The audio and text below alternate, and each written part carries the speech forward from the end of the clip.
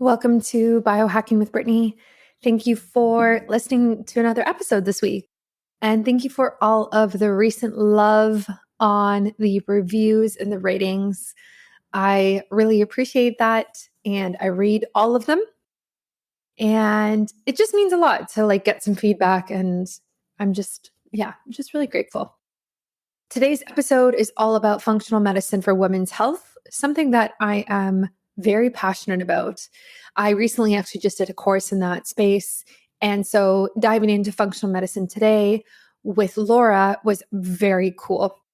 She really focuses on helping entrepreneurs and high achieving women. So her perspective is really interesting. And so much of what we talk about, I relate to.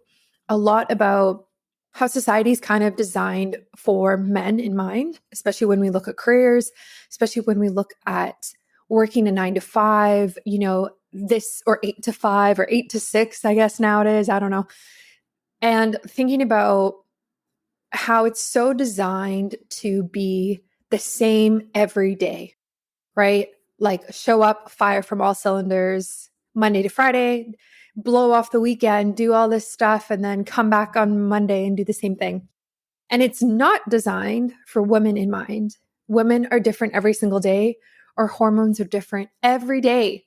Every day. Today, you are actually different than how you were yesterday. And so it's not designed for that. It's not designed to think about, some days your productivity is better. So maybe you can actually put in a 10, 12-hour day and you're going to rock it. And then some days your productivity is going to be crap and you actually need to work 4 hours and work a half day and you need to sleep in and exercise and spend more time resting. It's not designed for that. So we dive into that today and how we can kind of work around the boundaries in society that have been placed that really don't support women and women's health. And we also talk about if you work from home, some stuff you can do. If you're an entrepreneur and you have more flexibility like myself, I also share how I kind of work now and I've become way less rigid in my work and life, which is a good thing and a bad thing. But for this instance, it's good because I get to work when I have the energy to, and I can show up mentally and physically sometimes. And I get to take time off when I don't feel good. I have low energy. I know I'm not going to give it 100%. And when that happens, I choose to do things that are easier, that are a little mind numbing, or I choose to take time off completely. So for example, because I work for myself, I really get to decide how often I work and when I work. And if I'm having an afternoon where I'm struggling to get through the afternoon, I'm tired, I didn't sleep well maybe, or, maybe there's other stuff going on in my personal life, I will maybe instead of recording an interview that day or filming content or meeting with a client, I will do something like sit on the couch and answer my emails for an hour and organize my notes for the next week. Right? So just like easier tasks because that's the space I'm in. But then on the flip side, I often have times where on a Sunday or maybe even a Saturday morning, depending on things, I have a lot of energy. And so then I actually film. I do a lot of filming on the weekends because I have this energy to be on camera, to speak, to show up, to be bright-eyed and bushy-tailed. And so I actually just kind of take advantage of that. So we kind of get into different details like that. And we talk about how that plays into functional medicine and functional health. And yeah, it was a very enlightening episode. And Laura and I have a lot in common. I think we would be friends if we were, living close to each other in real life. So I really appreciated this episode and I think you will as well. A shout out to Fatty15. Oh my gosh, I think I might have said this on the last episode, but I got a very interesting review. I was talking to a friend of mine on Instagram and she was saying that omegas decreased her HRV and increased her heart rate significantly. And she tracks it through her Aura ring. I think she has another tracker as well. And she heard this one podcast. I'm going to post it on my stories today, actually, or tomorrow.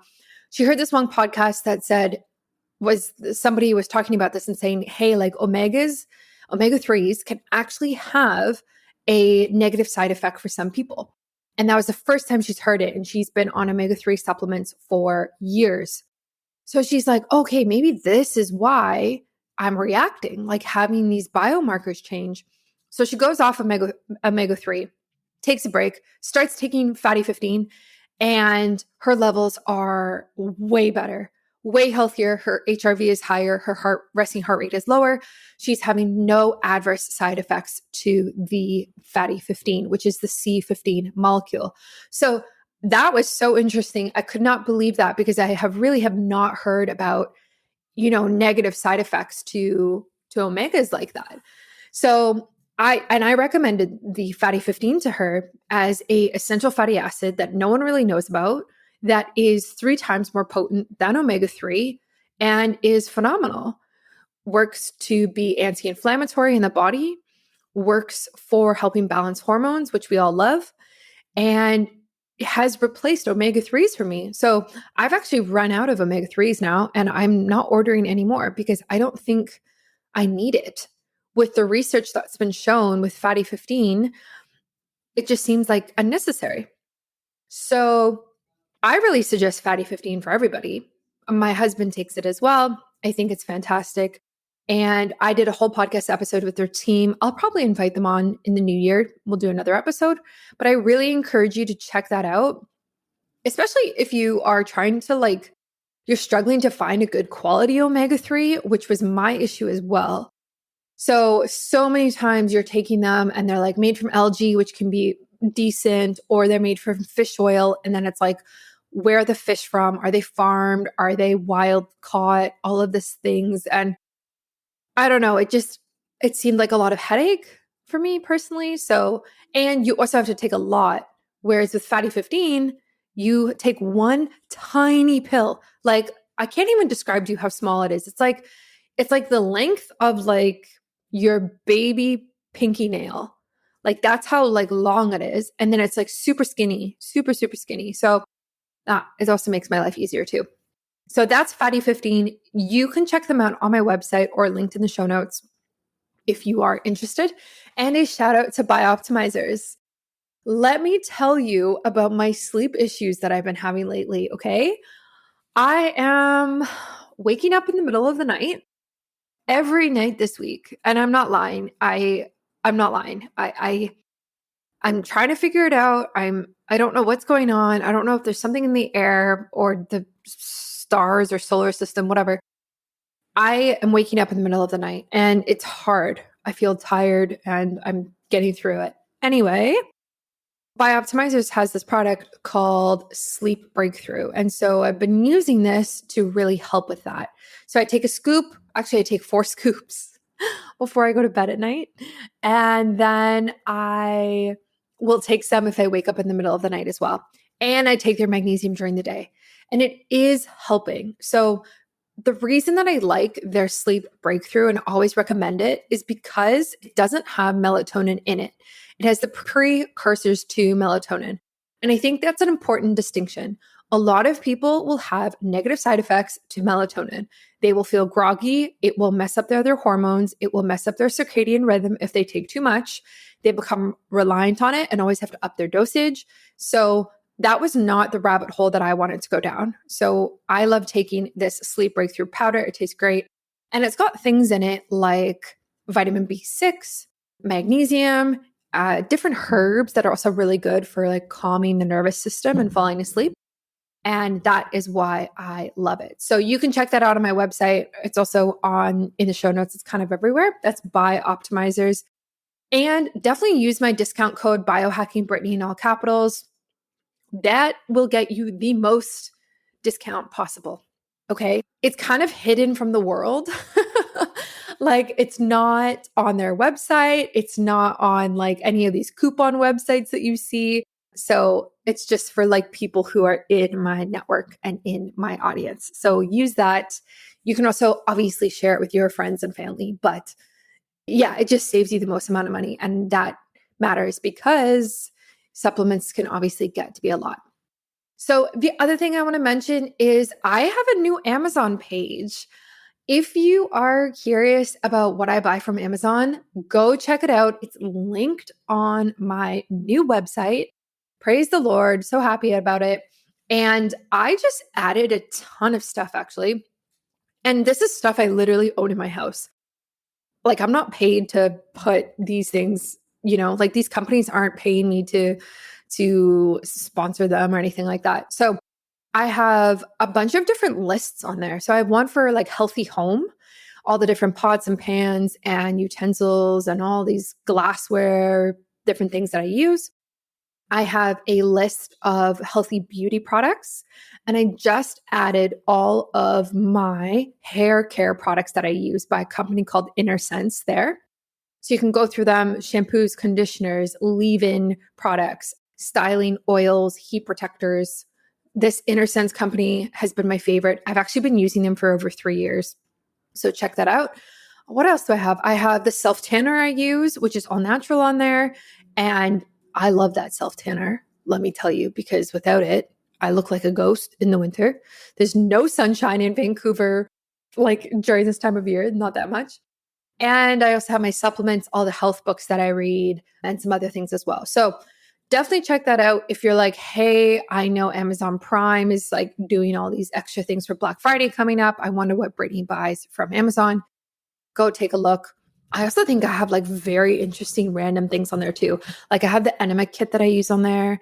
I have the snowballs boxers that my husband uses, which like you put ice into the boxers and it is like keeps your balls cold because warm and like heat is bad for sperm production. So anyway, that's what is going on with that. And I will always continue to add to that. And the other thing, last thing, is that I actually added the red lamps that we use to my Amazon healthy home list. I got a DM this week that said, hey, I saw those lights or those lamps. You posted them on your Instagram stories. I bought them. Best purchase I ever made. Let me tell you about these lamps quickly, okay? Again, this is not sponsored. These are tiny little lamps. Like they're not very big and they're touch. So you just touch them on and off and they go different colors. Most importantly, they go red.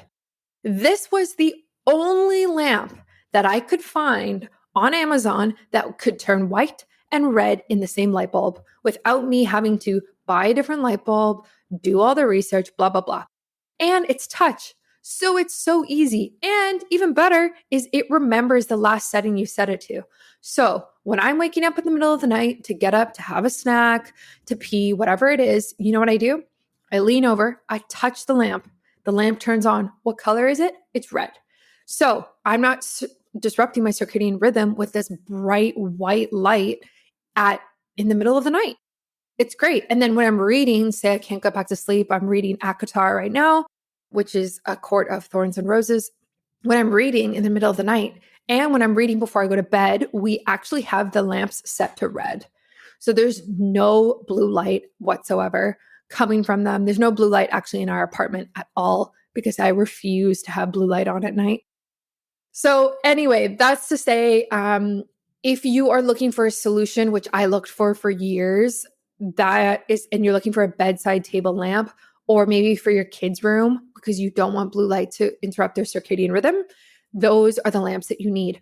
They're also so cheap. Like, I'm pretty sure, I don't remember, like, pretty sure they're like 30, 40 bucks each. Like, they're nothing. Like, it's so cheap. And so that's why I got them. And I'm such a big fan. There's also a USB charger in them. And I think that's it. I don't know what the EMF is like for them, but honestly, I don't know if EMF is ever good for any lamps because it's plugged in right by you, right? So I don't charge my phone in there. I don't, if I'm lying down because I don't want that extra electricity by me or EMF by me. I don't even keep my phone in my bedroom. So that's currently what I'm using. Anyway, enjoy this podcast episode. I think you will love it. You're going to get a lot out of it. It's very insightful. It's a very honest, easygoing chat. And join me on Tuesday for another episode. If you haven't listened to any of the recent ones, I really encourage you to do so. I have had very interesting guests lately talking about, all sorts of things like gene therapy, and I don't even know, like all over the board. And so it's so interesting to kind of be able to do these interviews. Enjoy this. If you feel so inclined, I would love a review and a rating. Anything that you'd like to do means a lot to me. If you have any questions, send me a message on Instagram at Biohacking Brittany. You can also follow me on TikTok, YouTube, everywhere. And enjoy this. Welcome to Biohacking with Brittany. I am your host, Brittany Ford, if you're new here, and I love diving into women's health. And today we are doing exactly that with a little touch on functional medicine, which is kind of a new area of expertise I've been exploring myself. And we are going to dive into it today with Dr. Laura, who is a functional medicine trained health strategist dedicated to empowering female entrepreneurs, career-driven women, and highly motivated individuals. So we are going to talk about that. We're going to talk about peak performance and really how we can maintain that, but also maintain a healthy lifestyle. So Dr. Laura, welcome to the show. Thanks so much for having me. I've been a big fan of your podcast for a long time. Love the biohacking world, love women's health, and just really excited to have this conversation with you today. Thank you. Yeah, me too. I am so curious about your experience studying functional medicine. I have been dabbling, doing like courses here and there. I just did a small course that specialized in women's health in functional medicine. I've been looking at like IFM and different places, and honestly, I'm trying to find like some sort of robust certification that's functional medicine and women's health, but it's kind of hard. So if you could kind of take us through your education, I'm sure my listeners would love to hear it. Sure. And there is so much information, so many options out there. And it's like, in part, it's super important to find the educational program that aligns with you. And then to also understand that some of it's going to come with experience, right? Like we can always find things to learn, but you also learn by doing. So I think the best way to learn more about functional medicine is a marriage of the two. What's the certification program that's going to get me the basics that I need to learn? And then how can I learn as I actually implement it with clients? So my own experience, I kind of stumbled into functional medicine, to be honest with you. I went to college at Cornell University. I thought I wanted to go into research, got a job in a research lab my freshman year there, and then promptly found I like hated being in a lab all the time and needed to be around people more. Go figure. So I figured, okay, I guess, medical degree is the next best option. But at the time in college, two things happened. I'd started getting interested in nutrition and weightlifting and really wanted to bring these into health. And when I was going and talking to different medical schools at the time, it was kind of like when I asked where nutrition was in their curriculum, I would kind of get laughed off. And they'd be like, oh, well, that doesn't matter. And I'm like, okay, well, not sure if this is the direction after all. The second thing that happened was when I was 21, I got diagnosed with Hashimoto's disease, which is an autoimmune thyroid disease. And, I was told I'd have to be on medication for the rest of my life. And at 21, I don't know about you, but like at 21, I thought I should feel amazing. You're young, you're getting ready to finish college. And I felt terrible. I was tired. I was overweight, even though I was doing all the right things. I wasn't getting any answers from my doctors. And I was really fortunate to meet a functional medicine doctor in New Jersey, which was where my parents were living at the time. And she just completely opened my eyes to this whole other side of healthcare where she was looking at my gut health and talking to me about my coffee habits and how that was affecting my health, and that, the quote unquote perfect diet I was eating was not perfect for me and my gut microbiome, and how I had to start thinking about my hormones and my stress levels and maybe switch up the way I exercised. And that was just so new to me at the time that I immediately became fascinated with it. So I switched gears, and actually, my first degree was a chiropractic degree. I really became obsessed with like body work, the human body structure and function of the musculoskeletal system. And that was where I met a lot of people who were interested in functional integrated medicine. So while doing that, I also enrolled as a student in the Institute for Functional Medicine. and started learning the two side by side. Then I also decided to get my master's in clinical nutrition because I was really interested in that.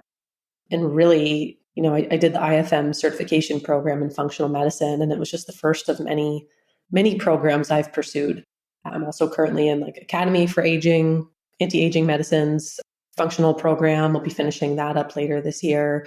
I've done programs with different health professionals, with supplement companies that really have dove into different protocols to use. So it's been over a decade of different programs and seminars and educational experiences to continue to dive into this. And each thing that you find, it lets you go a little deeper. I think IFM was such a great big picture view of all the areas of functional medicine to get into. But then I knew I wanted to do more strategic seminars and courses that looked at just women's hormones health, or, the stress response and building resilience and things like that. So it really has been ongoing and probably will be ongoing. But, my biggest advice when people are trying to figure out like, what's the program I pick? Where do I start? Well, what's your knowledge base, right? If like functional medicine's new to you, the bigger general programs are a great starting place. And then you can fine tune as you find a niche that you really want to get into. Yeah, I love that. Yeah, I've kind of found the same thing. I've done a few different degrees, and a lot of them are pretty broad. And then you end up just finding smaller niche random courses that are kind of more specialized in the area that you want. And it's really helpful to have that foundation. Like it is really helpful to have that, general certification so that when you do something more specialized, obviously you understand it easier and you pick it up easier and you understand the language and, everything like that. So I agree with you. I'm curious, which course or which school do you think has really moved the needle the most for you and your practice in terms of being able to support women through functional medicine? Yeah, and if I have to have my honest answer, like the big courses, as important as they have been with the foundational pieces, it's really been working with clients and like diving into the research and then learning from other practitioners that has, I think, really helped move the needle. Because I know you can appreciate this as someone who has an interest in women's health. A lot of the times when we go to more general programs, a lot of the research is still based on men or postmenopausal women, and it's you need to be able to figure out how to translate that to menstruating clients, to women who are putting a lot of demands on themselves, and it doesn't always match up completely.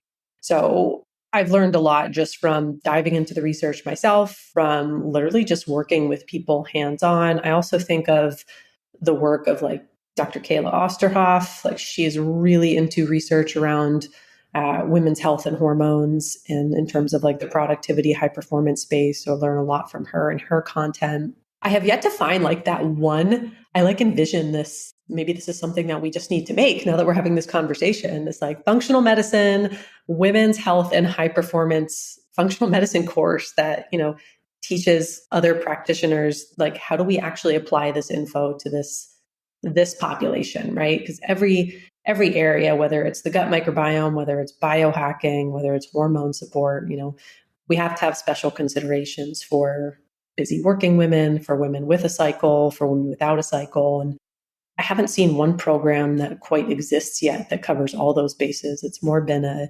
blend of all these different areas. And it's like being a detective, putting all the pieces together.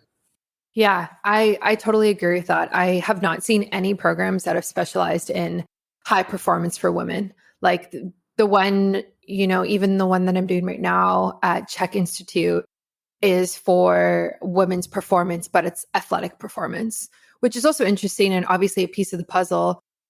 But it's not, how do you show up day in and day out for your family and your job and like perform at its best? And the programs that do talk about that, like I think even Dave Asprey's program, I forget what it's called, like Upgraded Human or something like that. Even that program, like there's no real nod to women in that program. It's just like this general idea of like how to, fire from all cylinders. And whenever I see stuff like that, I'm like, cool, but like women are so different and we actually feel different every single day. Our hormones are different every single day. So like one day to the next. I can't fire from all cylinders the same and expect to have the same output. It just like it doesn't work like that. It's just way too complicated and way more complex. Yeah, 100%. And it's just to me, and this is a conversation I have with clients, with other health and wellness professionals that I coach. It's like, what does consistency look like for women? And, sometimes we have to go really deep and be like, okay, we have some unlearning to do around what routine means for women, how we live, how we work as women, because for better or worse, we've kind of grown up in this world that was designed a little bit more for a man's 24-hour circadian rhythm, right? It doesn't really consider our hormone rhythm. So there's a lot of reframing of just how we show up day to day. And, sometimes as women, by creating consistency that also has flexibility, like, okay, yes, it's great for everyone to have a morning ritual, but maybe give yourself permission to be a little flexible for what that looks like at different parts of your cycle, because sometimes you may need more restful, restorative, slowing down time in the morning, whereas other times you might wake up and be like ready to go. I'm on a cold plunge, I'm going to work out, I'm going to kick butt today. And it's when we fall into the trap of, I have to do all the things every day when we're not wired to show up the same every day, that we kind of fall into these guilt cycles as women. Why can't I do this? Why can't I focus today? But we're not living in alignment with who we are at the core. So it's a bigger, deeper conversation than just like you said, like fire on all cylinders, get your routine in place. There's this whole other layer for women that we have to look at to make sure we're really caring for who we're wired to be. Yeah, that's so true. It's really hard to be okay with that mindset. Like, to be honest, even, I work from home. I've worked from home for like since 2018 and I run my own business, like as do you. And there's such a high expectation I put on myself to perform every day and be able to get maybe not everything done on my to-do list, like which is not really possible, but to get a lot done. And the idea of being okay with like, okay, today actually I'm not going to work a full day, or maybe I'm going to do tasks that are a bit easier because this is where I am in my menstrual cycle, is a very hard thing to actually put into practice. And I have an entire digital guide dedicated to cycle syncing and like what you should be doing during which phase of the cycle. But it is really hard to put it into practice and be okay with taking those slower days and knowing that you're going to rev up, later on when ovulation comes around again. So, what do you recommend for women? Like, how do we actually put this into practice and like live more in sync with our hormones? You're right. It is really difficult, especially like I can tell you're kind of like me where you're a go-getter and you're like, I want to do all of these things. Like I want to live the best of all areas of my life, professionally, personally, things like that. And so it's almost like retraining your mind and retraining your nervous system to allow for that space and those seasons of speeding up and slowing down. And it's a lot of like big uncomfortable questions of like, well, why can't it be this way? Why can't I have some days where I'm pulling back a little bit, knowing that a week from now I'm going to be flying forward again, and accepting that taking this little bit of time of creating space for more restorative things, for pouring into me, is what I can leverage to really show up at my best when I'm wired to do so. So sometimes it's the daily mindset practices, it's the daily regulation practices so that we don't get in our own way with it. We talk about health and habits and routines, and a lot of times we focus on nutrition and workouts and cold plunges and supplements, but those other pieces, the mindset, the big deep questions, regulating ourselves, that's what allows us to stay present and to like have the big picture in mind. Those days where your body is like screaming at you to just have a break, you're waking up, you're like, I'm just not able to focus on anything, I'm tired, I like need a minute to myself. When we are regulated, when we practice checking in with ourselves, it becomes easier to be like, oh, this is how I feel. Let me double check my period tracker. All right, day 26, 27. Maybe today I just put in a couple of hours and I like take care of me. I go find some connection. I have some alone time. And I know a couple of days from now, I'm going to be like right back on top of my game, feeling so much better. But if I don't give myself this time, chances are I may not feel that way. And if I continue that cycle, I start to experience fatigue and burnout and hormone dysfunction and inflammation because I'm not giving my body what it means. And I get that there's like so many other demands to think about, right? Like I think of a lot of women who also have like little kids at home. Like sometimes our time is not always our own, but I'm also of the firm belief that we can show up so much better for the people around us if we do start creating this little bit of flexibility and awareness of what's happening in our bodies at a given hormonal time. We'll hear a lot people say, just listen to your body. But here's the thing, you can't listen to your body if you don't understand it and trust it first, right? So those are the first steps, like figure out what's happening in my body and can I trust it to work with me with all that I want to achieve? And then once you can do that, it's really easy to listen to what you need. The days that you know it's time to push yourself, the days when it's time to pull back. But I think a lot of women hear that phrase, like, just listen to your body and you'll know like when to work out, but they don't know or trust their body yet. So what are they listening to? All right. I know that so many of us struggle with our hormones. We have a lot of confusion around our menstrual cycles, ovulation, having our periods, regulating it, and really just minimizing the symptoms that we often deal with. I have been there. I've had a mild PCOS diagnosis. I have had irregular cycles since I've been off birth control. I've had a ovarian cyst. And honestly, I've been through a lot when it comes to hormones in the last few years. So out of that, I really taught myself about cycle syncing. And this is the idea that during different phases of the cycle, we are doing different things. We are eating different foods, taking different supplements, or drinking different teas for the nutrients, exercising differently in response to where our hormones are at that time. And through living in this ebb and flow of our cycle, we can actually feel better. We can look better. Our hormones are happier. We're mentally better. We can sleep better. And this is exactly what I found. So I took everything that I did, I put it into an easy peasy guide for you. It's called the Ebb and Flow Cycle Guide. It's on my website. Go and grab it right now. This is literally going to solve all of your hormone issues. I'm not kidding. It's so good. And it's so easy to read as well. I also added in a part about seed cycling because I know so many of you are interested in seed cycling as well. So that means what seeds do we take during which phase of the cycle? These seeds have different phytonutrients in it that can help with the different hormones during the different phases. And I've also included over 30 recipes that are super tasty as a bonus. So these recipes are designed for the different phases. So you can have certain ones during your period, during ovulation, and things like that. And of course, I included biohacks.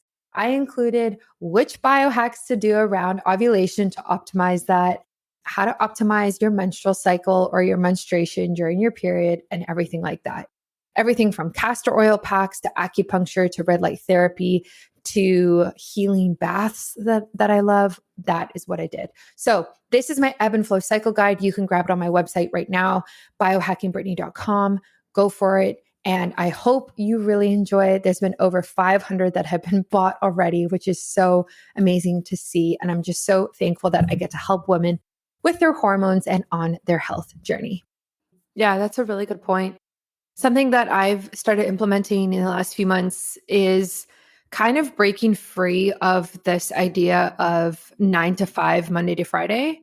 I always felt like, and sometimes still do, that those hours I need to be working. I have to be working. But the reality is, I actually run my own business, so I can work whenever I want, to be honest. Like, as long as I get my stuff done, I can work whenever I want. And so in the last few months and this year, I've been learning to be flexible with that. So, maybe one afternoon on a Thursday, I'm like, oh, I'm going to like only work half a day today. But then Sunday will roll around and I'll have a bunch of energy and I'll just go and just put some hours in. And that's okay because I feel like I'm like primed for that. I'm in a relaxed mode. I don't have a lot going on that day and I can do it. And it's less of this like, this is when I'm on and this is when I'm off, and more of exactly what you're saying of, I energetically feel like this is what I should be doing right now. I'm going to do that. So now I kind of don't really have a set schedule of when I work every day. Of course, I work, most days, like typical full-time hours for sure, or probably more. But there's way more grace in the timing of it. And when I start, when I stop. And also the other thing too, now with winter here, like I like shut down earlier now. Whereas in the summer, I'll like sometimes work to 8:30 because it's still light outside, you know? So it's just kind of learning to set a rhythm for yourself if you have the ability to have flexibility. Absolutely. And I love that last point, especially with, winter, it gets dark earlier, it's dark later into the morning. It's like, what a beautiful marriage of work-life balance and a lifestyle that supports circadian rhythm, right? Because especially if, you're listening to this, you are an entrepreneur, you do have the ability to set your own hours. Like productivity isn't defined by how many hours you work in a day. It's defined by, are you doing the things that move the needle forward in life and business in a way that's not making you crash and burn? Like, I think a lot of us are busy during working hours, but we're not always productive because, again, we're thinking we have to adhere to this schedule of 9 to 5 or 8 to 5, whatever that looks like. Whereas you can just start working even more in alignment with your hormones, like looking at different tasks based on when you're hormonally more primed to do different cognitive tasks. And all of a sudden, the work that you used to get done in 8 hours, now you get it done in 4 hours or 5 hours. And you've freed up a couple of hours in your day to go life, right? Like to go hike on an afternoon, to go have a late breakfast with your partner, to be able to pick up your kids from school, whatever that looks like. But it's again, it's like a lot of this learning of, okay, well, how do I do that? And I don't just have to be busy and doing tasks in this set hours that we're told we have to, but let me get real about what things I'm primed to do right now. How do I really create more ease and flow and alignment in my business? And once you start to integrate that health and hormone piece into it, now you realize you can leverage the brain chemistry changes that happen with our cycle too. And then it becomes really magical. Like, is it something new to learn? Yes. But especially as an entrepreneur, like if you can learn when to tap into that creativity and planning versus the follow through versus the networking, it just creates this sense of alignment that I think most of us crave when we're looking for quote unquote work life balance. I think we want more alignment so that we can free up our time to do the things we love with the people we love. Like, I don't know about you, I didn't become an entrepreneur to like work nonstop. And whenever I find myself, sometimes it is a lot of work, right? Like sometimes you got to put in the long weeks. But when I find myself doing that week after week, I always have to pull back and I'm like, okay, where am I like falling into old habits and forgetting about creating the time and space for life, for joy, for connection? Because when I give myself those things, that also amplifies my productivity and, my drive to get things done in a less amount of time. And I can do that on my terms as a woman with hormones, and just, with all of the things that comes with being a modern woman today. Yeah, I love that. It's hard to find the work-life balance, even if you work in corporate or some sort of job that you have to go into the office for and you do have set hours. It's still hard because like we're not really designed, right? We're not designed to be sitting at a computer for 8 hours or even seeing clients face to face for 8 hours. We're not designed for that much work day in and day out without periods of rest and activity, actually, not just rest, like getting up and moving the body and walking around the block. And I remember when I was in school, I used to like, it's not online, in person. Like when we would have these breaks in the middle of lectures, I would get up and walk around the block and get outside and get steps in and would come back actually feeling so refreshed, whether it was from the fresh air or from just the exercise. I just needed that movement. And you have to be so intentional about that because otherwise the days slip by and it's like you said, they turn into long weeks. And I've been there where you're on the other side of the long weeks and suddenly you're like, oh, I'm actually not happy. Like I'm miserable. I'm really stressed and I don't feel good about myself mentally, physically. Something needs to change. And then a lot of women end up hitting burnout, right? Like we just kind of do that for so long. So if someone's listening to this and they're like, okay, I'm kind of like starting to feel like that. How do I avoid hitting rock bottom and hitting burnout? What would you say are like practical things that they can start doing today to really help bring this balance into their workday?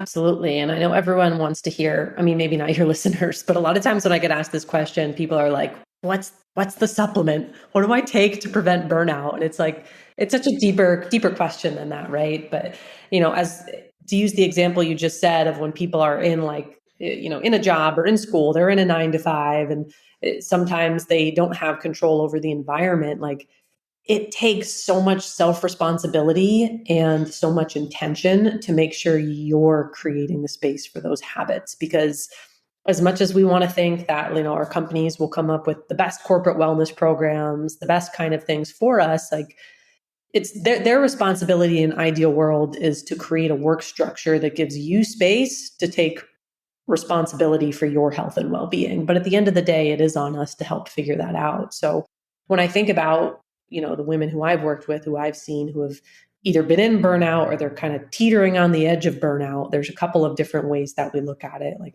first, obviously, is if they're having like physical symptoms, right? The low energy, they're drained, maybe they're apathetic, they're just not feeling happy, they're not feeling anything. Like, we have to pour something into them. We got to nourish, right? So like, let's really pour in your nutrition. Let's get that restorative activity in. Let's also maybe do some things that help shift your hormones and biochemistry in the right direction. And are we connecting with others? Are you doing things that bring you joy? When was the last time you played? Even if you are an adult, like, these are the basic human needs, right? Play, connection, joy, getting outside, getting some fresh air, getting some sunlight. Like, a lot of these things are free, but they're also the first things to go when we get in busy seasons, right? We forget about those and we're like, all right, let me just do my meal prep and hit the gym at 5 in the morning. But the most important things, I think, are those basic foundational things that we need as human beings to just feel our best. And then we kind of get into the things that sometimes as women, we're not so great at doing, like asking for help, setting boundaries, creating the time to pour into ourselves. And that's the hard stuff, right? It is way easier to focus our time on like external things like nutrition and workouts. And yes, they are important, but it's hard. Like, when you're coming up against burnout and you're like, how did I really get here? Like, do I like this job and career? And if not, what am I doing? And if I do like it, like, what's leading me to feel this way? Like, what am I not getting? Am I people pleasing? Am I being a yes girl and not saying no when I need to create time for myself, right? Am I setting those boundaries with other people? Am I setting boundaries with myself to not cancel my workouts and cancel my self-care time just because things get busy? So it's like, we have to peel back layers of like, first and foremost, yes, let's like get them out of symptom mode and start to be able to ponder some of these questions. Because when you're burnt out and you're in it, it's really hard to like have the capacity to ask some of these more emotional questions. But if we really want to get off the cycle of burnout, if we want to fix it for good, these are some big questions that we have to ask ourselves, right? So it really is looking at the whole woman, the whole person, not just the biochemistry, and then correcting the biochemistry while figuring out, how do we get here and how do we fix the problem there so that this doesn't happen again. Hi there, folks. I've got some thrilling news to share with you. The Bioptimizers Black Friday mega sale is in full swing. And guess what? It's actually not just for one day. It is for the entire month of November. This mega deal is available only for my listeners and only with my code. Yep, you heard me right. It's literally just for us. Now, you already know that I have an unwavering trust in Bioptimizers. These guys are the real deal when it comes to improving digestion. And let's not forget about their top of the line magnesium. It's truly the best on the market.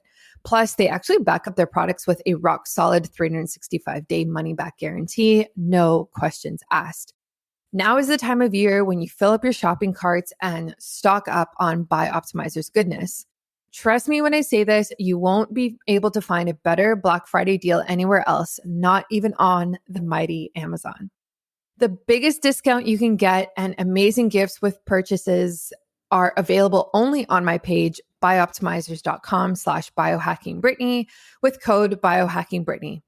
We all have those never-ending Black Friday wish lists, but this year I challenge you to put your health at the top of that list. Instead of those impulsive purchases, let's focus on what really matters. So why wait? Choose health over unnecessary things this Black Friday.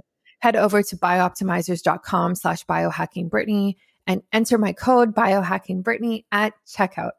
Let me know what you think of it and don't miss out on this mega deal for my listeners only. Yeah, exactly. Yeah, it's hard to know or hard to say one root cause for it. Oftentimes it's just multifaceted. And I know for myself, as someone who just went through a stressful period over the summer, I was honestly being very healthy. I was going through a cleanse and I was exercising, getting outside every day, wasn't drinking, eating really well. Like all of those like typical basic boxes were checked. And I still felt like overwhelmed all of the time. And the changes that I had to make were more around lifestyle in terms of just overworking and putting boundaries into my life. And it wasn't necessarily like, oh, you might be deficient in this one vitamin that's making you feel brain fog and that type of thing, which, like, again, we would love that because then you just take a supplement or eat a food and just it gets fixed, right? But I had to really do a lot of deep reflection, and I had a couple vacations, and I realized that on those vacations of like, I have no boundaries with my job, with my work. I need to be separating myself more. I'm too tied to it all the time. Like, I think I'm in fight or flight way too much that I want to be. And it was upon like taking time off and having reflection that I realized I needed to shift what I was doing during my day in and day out. So for me, it wasn't really even like the health practices. It was more of just not, I guess, like bringing enough tactics in to support myself as an individual aside from my business. And that was like something I really had to learn and have come out of it, thankfully. And I can tell I've come out of it because my biggest thing that I noticed was I only, every day I'd go and sit down on my laptop and I would be looking forward to my vacations coming up. It was like the light at the end of the tunnel. So I went on vacation in August and then I had one in October. And right after the one in August, I was like, oh, it's okay. I'm going to get through this week. I'm going to California in October. It's fine. And when I realized like that was my thinking every single day, I was like, oh, this is bad. Like, this is not how I want to live my life.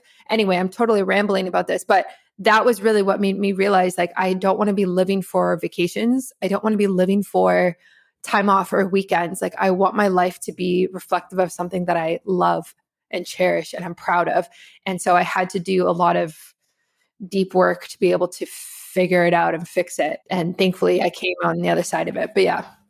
Yeah, so glad you're on the other side of it. And it's not rambling at all. That's actually one of like my favorite questions when I work with women who are dealing with burnout or kind of are on the brink of it is like, how do you feel when you go on vacation? They're like, amazing. I live for vacations. I'm like, okay, what if, hear me out, what if we created a life that when we went on vacation, it was because we wanted to just like enjoy a new place and experience new things, not to escape the life that we have, right?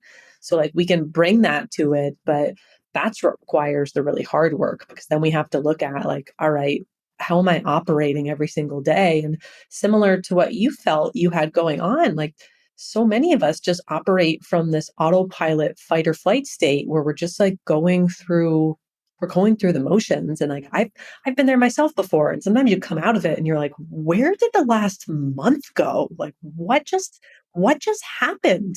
Because you're just in autopilot. We're like have so much stuff going on. And it's time and energy are, I think, some of our biggest currencies. And time is the one that we can't get back.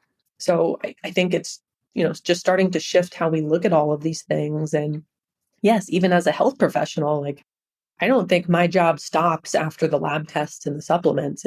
It continues to figure out where did people, like, what happened that they got to the point where their lab biomarkers are off and they need supplements. Like what led to that point, right? It's not a supplement deficiency. Like what else is sapping all of their vitality, their energy, and it's these things that we're talking about, right? So in this bigger conversation of what does it mean to functional medicine, what does it mean to biohack, like this is really at the root of it. Like how do we really figure out how to create a life we don't need to escape from, that we get all of our basic human needs, that brings us joy and pleasure and connection and sprinkle in the fine tuning along the way for optimal performance. Yeah, that's exactly it. If you're so stressed, like no amount of cold dips are going to like heal you. Like And as it much, might make it worse, right? Like yes, it might have the yeah, opposite effect. exactly. And we want to think that because it's such an easy, fun, cool new thing to do. And I think they are helpful, anti-inflammatory, all these things, but it's still like we need to take a look at what is actually happening that is causing this, and let's see how we can shift it and play with it and change it so that you can feel better. And those are discussions that you don't have with your doctor. Like you're not talking to your doctor for an hour being like, "Oh, I'm so stressed with work. What do you recommend?" And they just say like, "Here's a prescription of Xanax," right? Like it's where's the discussion? Where's the support when you need it?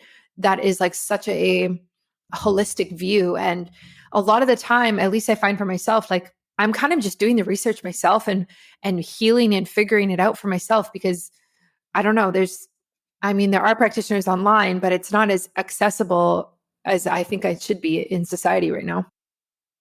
Yeah, 100%. And that's really why I moved online out of a brick and mortar into more of a consulting business, was to be able to have these kind of conversations with working women. Because what's more frustrating when you you have a career, you have a family, you have other things, you're stressed, you like want to feel really good, you're doing all the things, and you go to your doctor and they're like, "Oh, just don't worry so much. Just slow down." And you're like, "Thank you. Have you met me? Like that's not how I operate in this world."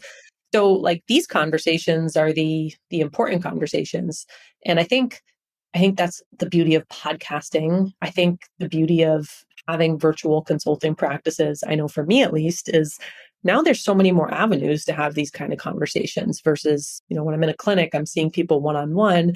Now I get to sit down with people for an hour, or I get to create a group where we all come together and talk about this. And you can see you're not alone in these struggles, right? Or we can open up a Slack channel that we can kind of like, "Hey, I'm really going through something. I just need to message about like, what do I do with all of this? How do I find the research?" So I think as practitioners, we have the ability, but it's also about bringing creativity to how we deliver this health and wellness info to people. And I don't want to speak poorly of anyone, but like not everyone is willing to do the research outside of programs like you and I are talking about and bring that to the masses. I think there's more people out there than there used to be who want to, but it's also about how do I get creative and get this info into the hands of as many women as possible who have all different types of, accessibility starting points, right? So whether it's online summits, podcasting, courses, like guides, anything to just start getting it out there, start having the conversations. And it's really this, for me, it comes back to the need for community and connection around this topic, right? Because it's great to give people the toolboxes, the playbooks, the step-by-step plan, but you also need that community aspect to come together and let's compare notes. This is where I'm at. Hey, I don't feel like anybody understands where I'm at right now. And to have a bunch of women around you who are in similar positions who are like, "I got your back." Absolutely. Something I've been noticing in this past year or so is the development of online communities. So I think before we kind of had all of these different social media platforms and podcasts as well, I guess is social media, but kind of just like separated, and you can go into each platform and maybe you follow someone who talks about things, or maybe you look up a hashtag or something like that. But now what I'm seeing a lot of is these online community groups that are centered on a single website, like something like Mighty Networks or something like that.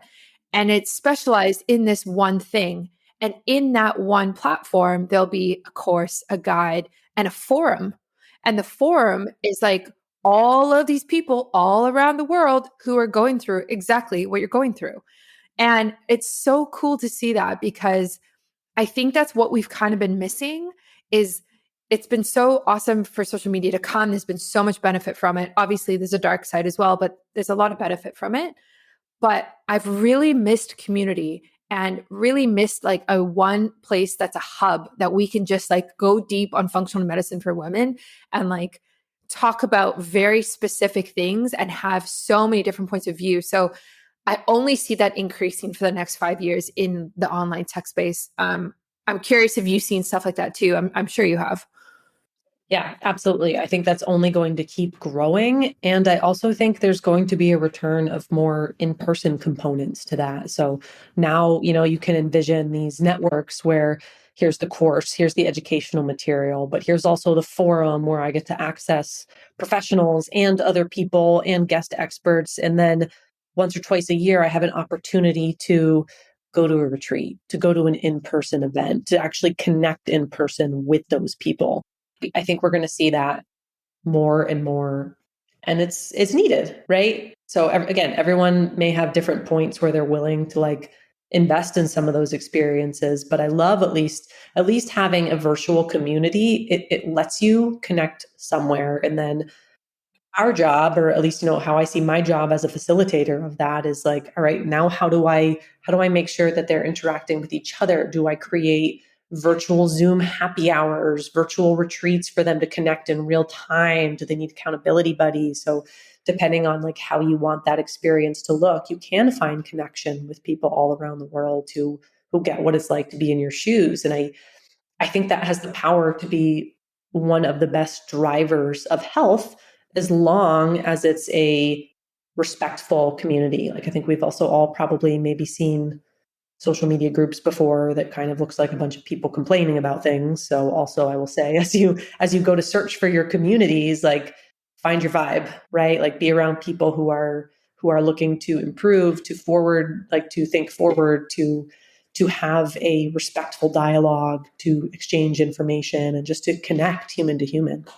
Yeah, absolutely. I think you're so right. I think even with the couple of communities that I've been in the past, it was exactly that model of, digital products, forums, and Zoom calls, and then events.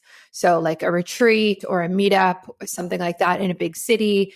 And I think that is just so valuable. So, so valuable. Like, even just in the biohacking space, there's not that many people who understand what biohacking is. Even though the term has gained so much popularity in the last 5 years, it's still very niche and it's not that mainstream yet. So to be able to like join a biohacking women's group and have a forum and be like, hey, like, I'm not feeling good today. Like, I feel nauseous. What are biohacks that we can recommend past like me just having ginger? Like, let's talk about it. Like, why is it happening? Right. Like, so I just think yeah, I'm excited for that because I think that we've been missing that in the tech culture and online culture. And the other thing I want to say about that is so I kind of live outside of Vancouver in Canada, and we're talking about moving somewhere very remote right now.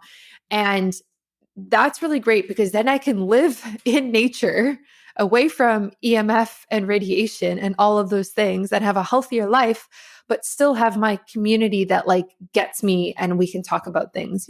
So Yes. Yeah. I mean, like, that's that's the dream, right? Like, how do I live in a way that lets me have a little more alignment with nature, but also make sure I'm still connected to the resources I want, the people I want, the experiences that I want. I do love that.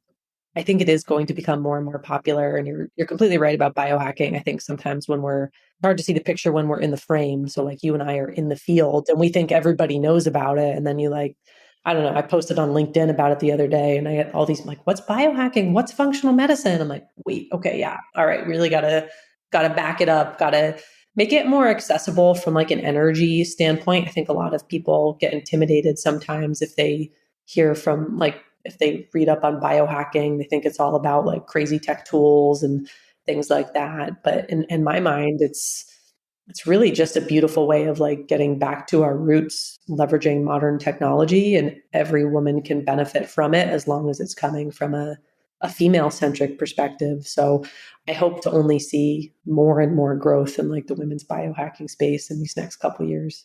yeah, I agree with you.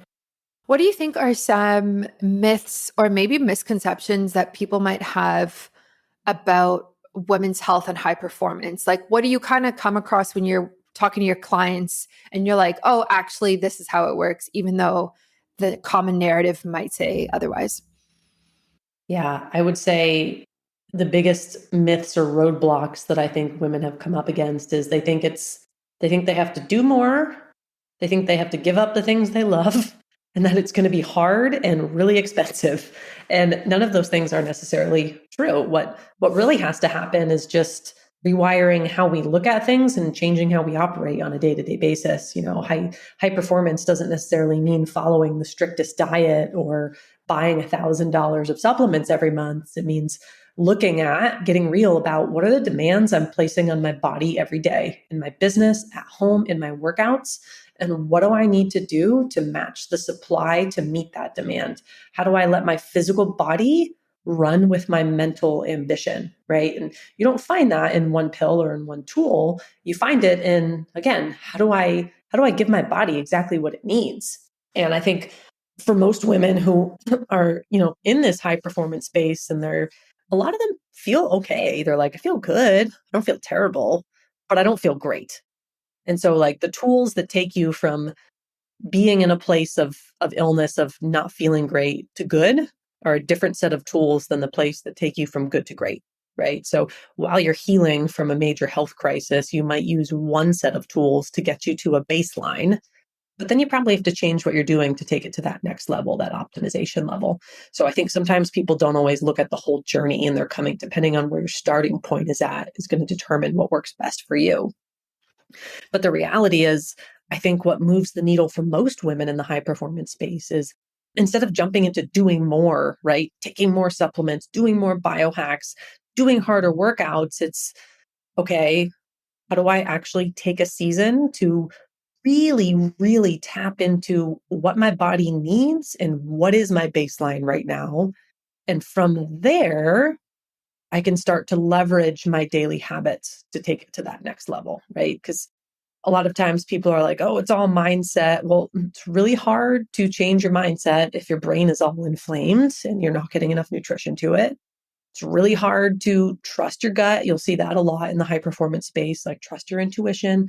Really hard to do that if your gut is all screwed up and you have dysbiosis and other things going on. So taking the time to learn about what's happening in your body, how are you wired? And by that, I mean, like, one of my favorite tests for high performers is looking at like genomic testing, like what are their genetic tendencies, and figuring out how do I do these daily habits and rituals to connect the dots.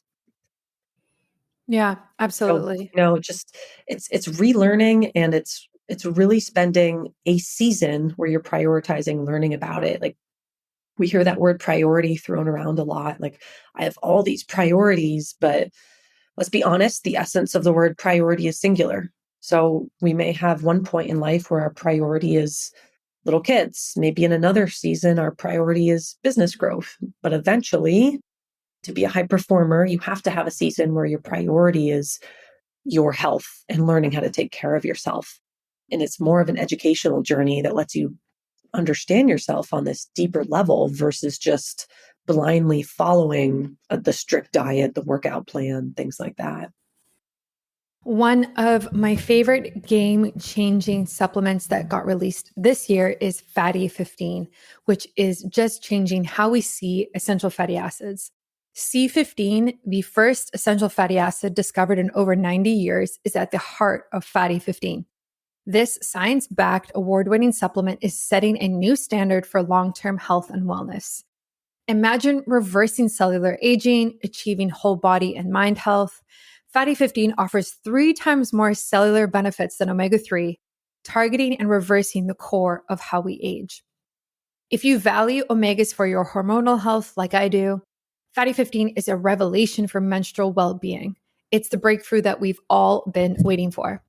But there's a lot of other benefits just other than the hormones.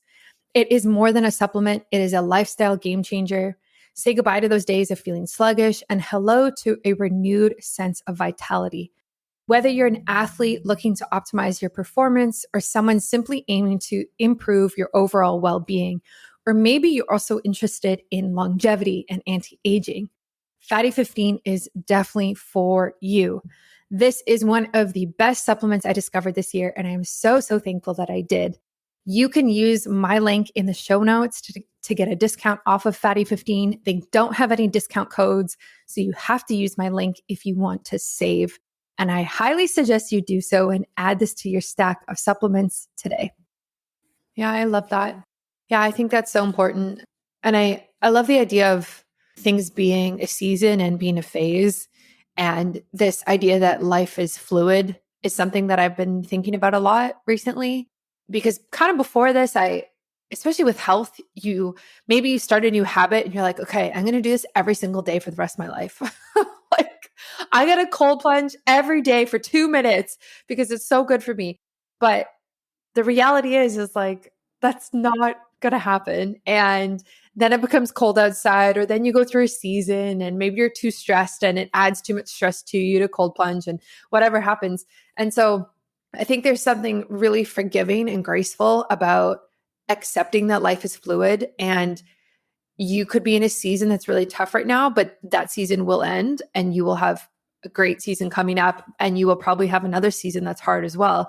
And just kind of accepting that versus sometimes the narrative around biohacking or even optimal health is so rigid and strict, and these habits every single day, and have this morning routine with 10 steps every single day. And that's how you get ahead of everybody else. And again, it's like, it's such a masculine way of looking at it versus just being in flow with your life. So that's kind of Oh where my I've, gosh. Yeah. yeah, been now. 100%. That resonates so much. And like nothing about our bodies as women is like rigid and strict. Like we are constantly in a state of flux and flow and changing. We were literally designed to be ebbing and flowing all the time. So wouldn't it make sense that the best way to take care of ourselves would be to also embrace those principles in general when that's literally how our bodies function, right? Like I think us trying to fit in that box of rigidity of doing the same things every day of, again, that strict consistency, like how does that work out for most women? I think of other, you talked about the cold plunge. I even think of things like fasting. Like you talk to a lot of guys, they could fast every day forever and rarely do they ever experience negative side effects. Like women might feel great for a little bit, but eventually it catches up just because we're not wired to do that all of the time. So, just changing the way we look at these things, and it's not a weakness to change your priority, to be in a season of ebb or flow, to allow that flexibility. It's really just aligning with our nature as women more. Yeah, exactly.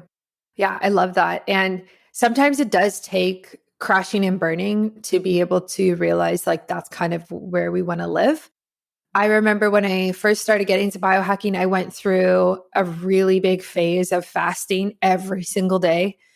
Like, I don't even know, 16, Same 17. girl. Yeah, 16, 17 hours every single day. I was like pretty skinny and not probably too thin, to be honest, of where I should be. And my sleep was messed up. My menstrual cycle became irregulated. I got acne for the first time in my life, obviously, because I guess my testosterone was high, my cortisol was high. And I just like spun out of control. And I thought by like controlling everything so tightly, I would become healthier. And it proved to be the complete opposite, a year later. And I was like 25 at the time, I think, 26, 25. And yeah, I had to unlearn all of that and just be like, okay, wait a minute. Like, this doesn't make sense. I'm being way too hard on my body. No wonder I'm having all of these new problems come up out of nowhere, when really it's like a result of me being too harsh on myself day in and day out over a long period of time.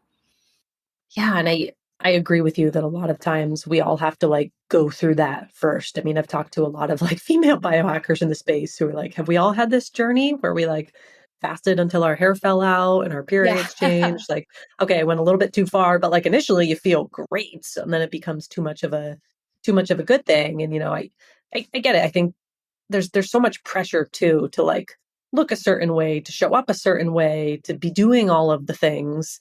And then the reality is like sometimes when we're at our healthiest, it might not be the weight we want, it might not be the look we want, but like we're not going to know that unless we spend time connecting with our body and paying attention to these subtle cues like feelings of anxiety, like body weight changes, like period changes, and not sleeping well. Like you could have a low body fat percentage, but if your hair's falling out and you're grinding your teeth and you feel like crap, like maybe that's not the healthiest place for you to be. And maybe you do need to back up some of the tools for a little bit and be okay with loving your body at the point where it's healthy and happy and lets you feel whole and complete and balanced throughout the day.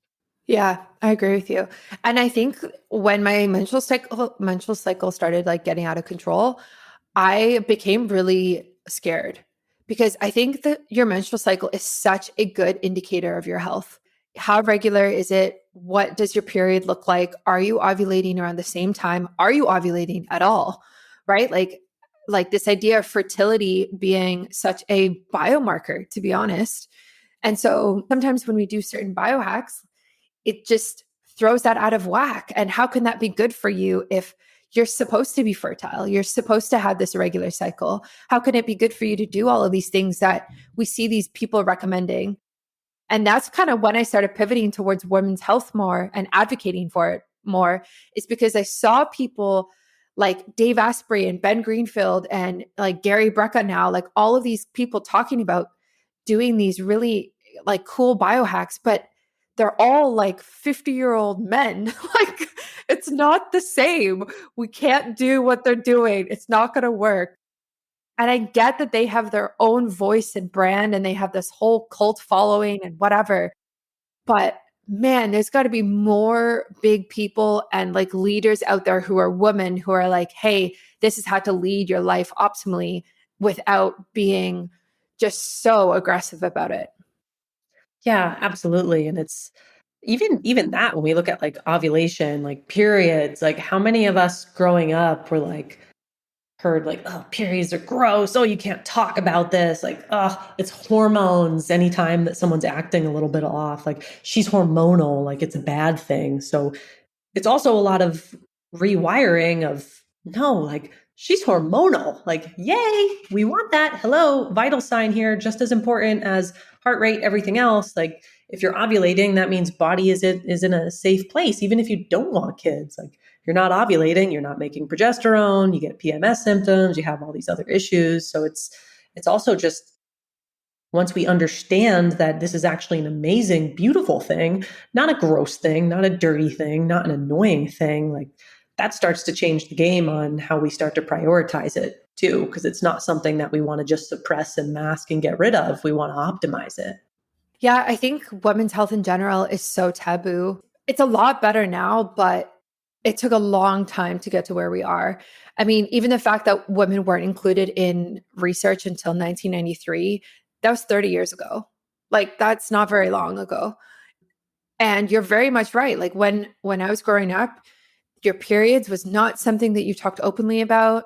If you got it at school, you would hide your tampon or whatever you were using. There was always kind of like an element of shame, you know? And then, man, there's like a whole energetic and psychological aspect of that too, of things happening and that shame being stored in your body and that leading and manifesting to health problems later on, which a lot of women deal with in terms of especially like sexual abuse and things like that. Like, so it's hard because women's health still feels like this thing that we have to fight for to be talked about. And it's 2023 and it's like why is it not at equal to men's health and everything that happens in that space? I don't know. It is crazy. It's crazy that, like, at least here in the States, we can have TV commercials for like erectile dysfunction drugs. Like, that's no problem. But I think of like one of my friends and colleagues, Dr. Betsy Greenleaf, who runs like an annual summit called the Happy Vagina Rally about women's health. And like, she gets flagged and censored all the time for just like typing the word vagina. So it's just crazy still that there is that level of, it is not the same. It is not the same yet. I think it is getting better, but there's still a lot of issues with how people view verbiage around women's health, topics around women's health, and it definitely is still considered taboo in a lot of areas. Yeah. Oh, for sure. That's like such a thing. If you say the word vagina, like even in public or even with talking to your family or friends, it's like, it's almost like a swear word, right? It's like, oh, but, or even worse than a swear word. Like you could swear and say a million different things, but you say vagina and people like turn their heads and look at you. It's like, what the heck? This is a body part that over 50% of the population has. Like, what's the big deal? Yeah. But I think it is getting better. And I think it's great that we have like advocates like you who can kind of move the needle forward. So if people want to work with you, where can they do that and how can they connect with you? Yeah, so my website is drlaura.decesaris.com. I'm mostly on Instagram or LinkedIn under dr.laura.decesaris, but lots of different ways to come in and connect. I work with people privately on their health, but I also work with a lot of health and wellness coaches just to like teach them more about how do I actually like learn these women's health strategies? How do I integrate them into a practice in an effective way? You know, it's one thing to learn about some of these topics, but then to teach other people how to do it, sometimes we need support there too. So I have a great little community for people looking to optimize their health and learn about all the things, and another little community for health and wellness pros to be like, how do I bring more of this info to the masses? Because I think we can have more of an impact when we're all working on that together versus, you know, trying to individually reach more and more people. Nice. I love that. I think you're so right. I will put all of that in the show notes and link it on my website as well. Thank you so much for coming on my podcast, Dr. Laura. This has been great and such an enlightening episode that we had. Yeah, likewise. Thanks for having me. This was a really fun conversation to have. Thanks for listening to another episode of Biohacking with Brittany. If you're interested in finding the show notes or the sponsors for this episode, you can do so on my website, which is biohackingbrittany.com. Remember to follow me on Instagram where I'm most active. My handle is @biohackingbrittany. And if you're interested in working together and you want to email me directly, you can do that. My email is info@biohackingbrittany.com. And I look forward to hearing from you and having you tune in next week.